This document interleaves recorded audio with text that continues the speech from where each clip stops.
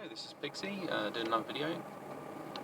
So I did a experiment earlier. I had a chili bath. So I had chili oil, which was also, I think it was infused into olive oil.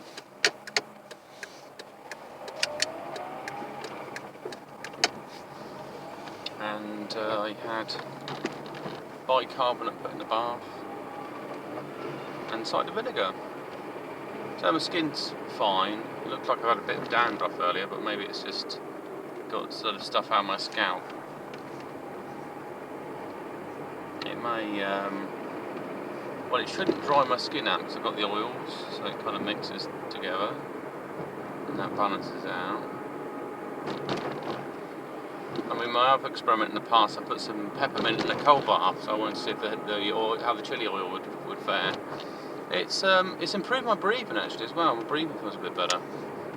Feels a bit more relaxed, which is interesting. Skin's quite good. Yeah, it felt great. And it kind of gave this warming effect, like Tiger Balm, I think afterwards, but I'm not too sure. It's very mild. If anything, it's done that. But it opens up pores, I think, anyway. Chili.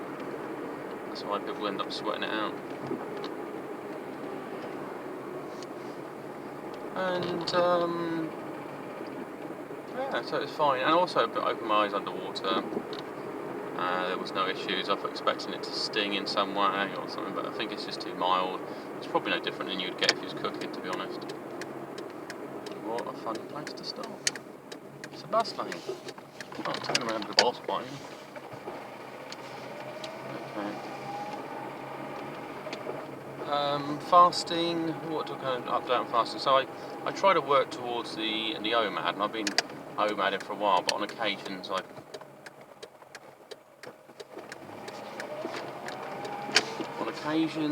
I do a bit of warrior. And yesterday, it's the first time I've had kind of 3 meals in 9 months. It's an odd pattern for me to do. It felt weird, to be honest. I got all clogged up. I get across the road. Got the giant bus in my way.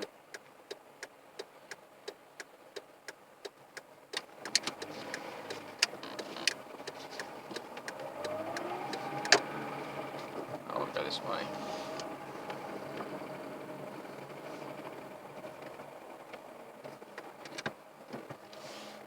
So yeah, just play around with the fasting window.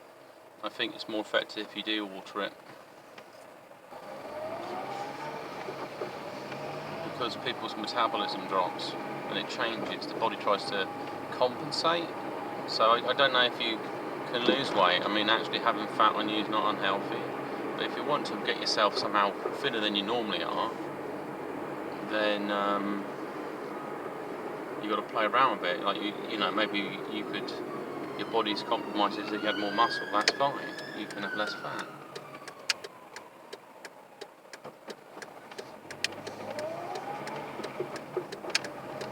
Because you're not so physically active, you've got more fat reserves there to fuel muscles or get transferred across. Or maybe you live in a colder environment, so you need more fats. For brown fats, for thermogenesis and generate less body heat.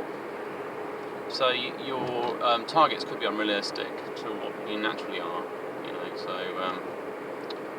So that's something to think about. That it's a vessel. So you suddenly lose a lot of weight, and then you stop losing weight, and then you start putting little bits of it back on, and it becomes a maintenance area. Then what do you do to improve on that? And you're going to have to add another type of stress or something for your body to want to change into. So it's adaptive, that's what it is, adaptation. So I started swinging the kettlebells around. I can feel my back's a little sore. I mean, I might do a session. I can do a lot more though. See, what I'm looking at is if I do like the Sandow method, where I do a light weights, but a lot of them, and that will improve the general strength, because I've got some tendon issues I'd like to correct. and you need to do some light exercise, but not too much. It's a fine line. It's because the circulation is low to the tendons. So if they've got any damage to them, then you want to stimulate them enough to get the circulation going to them, but not to fatigue or gain any sort of injuries. But kind of fatigue. I mean, I am pushing it to the point where it aches a bit, then it would lay off, or it doesn't ache at all. It'd ache initially at the start, and then it would go away. And I'm just doing a swing. It's different because lifting a weight is like a compressive exercise. You take a weight and you take it to one point, take it to the other, hold it for a couple of seconds, and then take it back again. So it's when you're kind of swinging, you're directing through gravity, but you're trying to project that tension throughout the body. But if you're holding the weight, then there's a point where you're lifting a dead weight. If you're kind of loading it, there's a point where you use a more dynamic force, because you've had to use more energy to lift the weight. As it's moving, you lose less. To stop it, you use more, and then you bring it back up. During its transition, it's different, depending on how you lift into gravity. Basically, if you're lifting something directly out in front of you, you find it hard. But if you're on your back lifting it up and down, it's different. It might give you a shape that's sort of more defined and showing the muscles differently because they're working differently. What the muscles want to do is sort of blend into the body. So because they become more vulnerable to certain types of injury, but we're maybe not in the same kind of survival situation we was in before.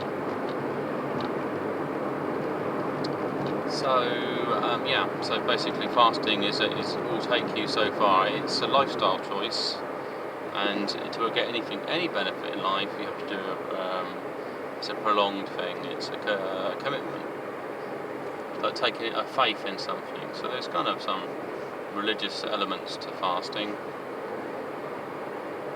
It complements spiritual beliefs and other forms. So yeah, it's complementary to lifestyle and stuff. But then you realise about lifestyle, so you start tweaking it. Taste buds have changed as well with my fasting. Like sauerkraut, I added that in. I had this. To be honest, I had a few pastries and a coffee, and I thought, well, I'll have a main lunch and that'll be it. But I don't think my lunch was necessarily substantial. I had about 3 eggs, 3 bits of bacon, and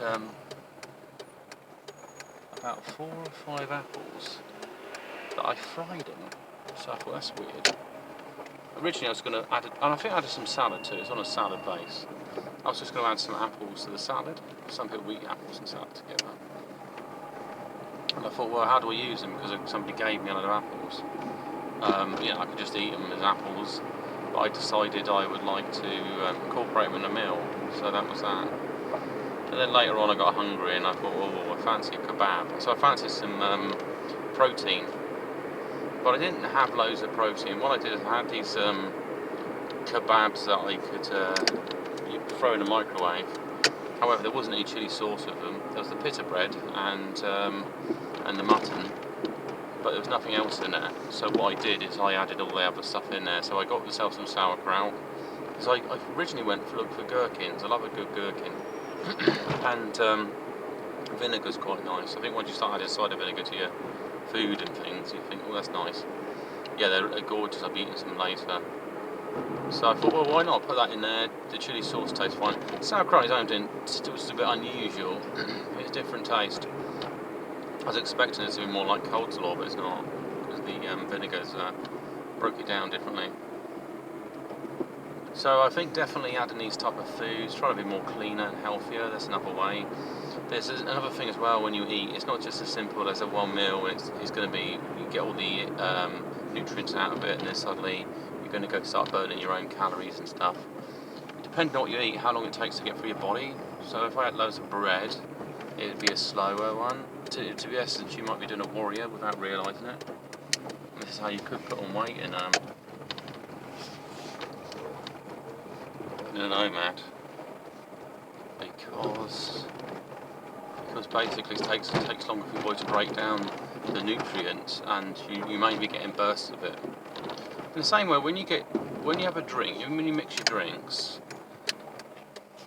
you can basically get different levels of drunkenness. Not that I've done it for a while, but it's because of the time it takes to break down certain types. Alcohol mixed with things don't come all at the same time, so it comes in phases or waves, and I guess that's good for nutrients. You're breaking it, your liver's processing it, and you're using that energy, and then it's also getting into the cells when it comes to glucose and stuff and regeneration, so it's not going to be all at once. So what you eat can affect your weight loss as well, not just when you eat. And so, maybe I should have gone down the other end. Stuff going on today.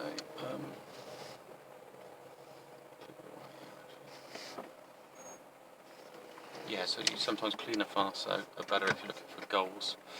But anyway, this is all simplified food as well, patterns. Like I've got a friend who hasn't been very well, and so I just got and start having egg fried rice. I said, yeah, do that and add things to it, but keep it simple, and that might be better for your healing process. So yeah. Anyway, speak to sign off. Check my hair check, and I will speak to you soon.